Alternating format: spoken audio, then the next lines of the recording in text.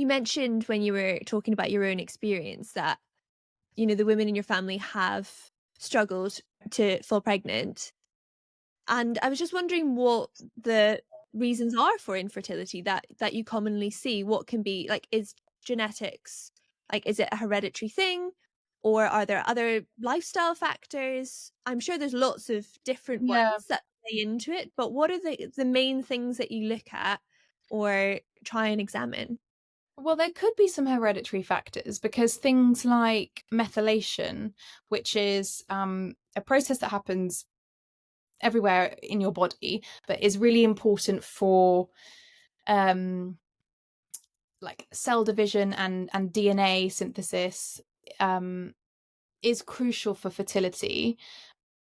That can be genetic because we can pass down genetic polymorphisms from our parents, to us, which would make our methylation like less effective. So for example, if we tested someone's methylation, which I usually do if they've had early pregnancy loss or recurrent loss, then methylation is something I really want to look at, because you've got to, because it's like part and parcel of that kind of cellular division process, which at the beginning, that's all the developing embryo is, isn't it? It's a collection of cells that need to divide. Someone could have like a uniquely higher B6 need than someone else walking down the street, and that's just down to their genes. And perhaps that's not being met by their current dietary intake, and actually in terms of supplementation they need to be on something a bit higher, a bit more complex in that regard. So yeah, there are some genetic things for sure. And then there's things like literally days ago. So there's 7 years between myself and my older brother. So it took my mum that long to have me. And then like literally days ago, she was like, "Oh, I had endometriosis." I was like, "What?"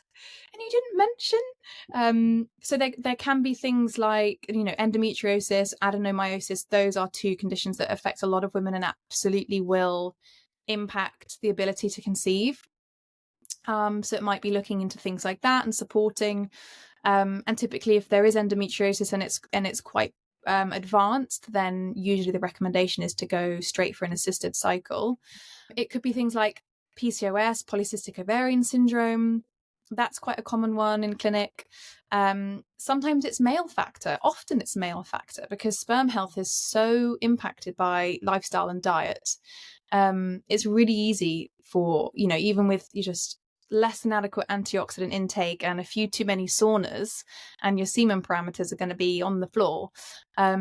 So it does, it just really does depend on a case-by-case basis, but there's lots of things we can look at.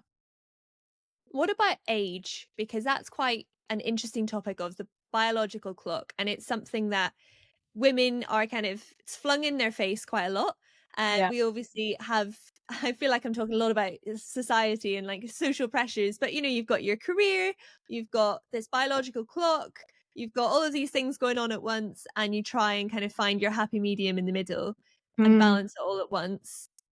What are your views on the biological clock? Is it as important as some people say it is? yeah. I mean, look, you're definitely in a better place to conceive when you're younger. But it is not really true that fertility drops off a cliff when you hit 40.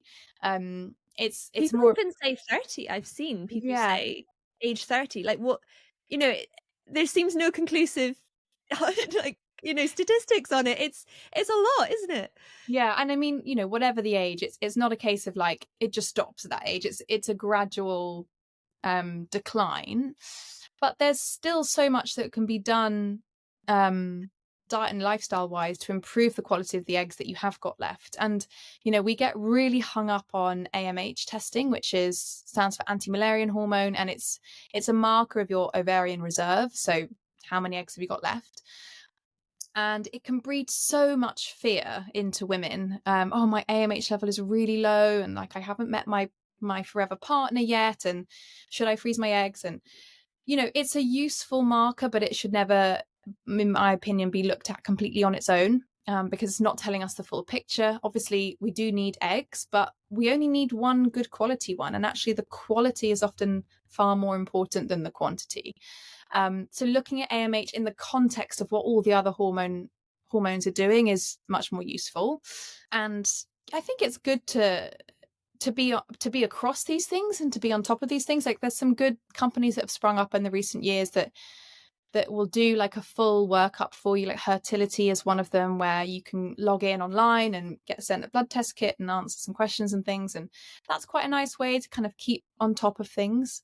But I think the key thing is to not panic, because the panicking in itself is also not going to help. But it is really hard because, you know, as women, we are born with all of the eggs that we will ever have, and they do decrease. And I think we're meeting people later and later into life now, aren't we? Like, it's so hard to meet people. It's all done on an app, and it's just, the world is a really different place. And I think it's, I can see how it's really, really tough, like emotionally, for people that maybe haven't met their partner yet and are worrying about this. But get yourself to a nutritional therapist, fertility specialist, and work on the egg quality and things like that, so that you have got options if you want to go through something like egg freezing, or that you've put yourself in the absolute best place possible, so that when you do meet someone you want to go down that road with, you're ready. But it's tough. It's tough being a woman, isn't it? It is tough being a woman.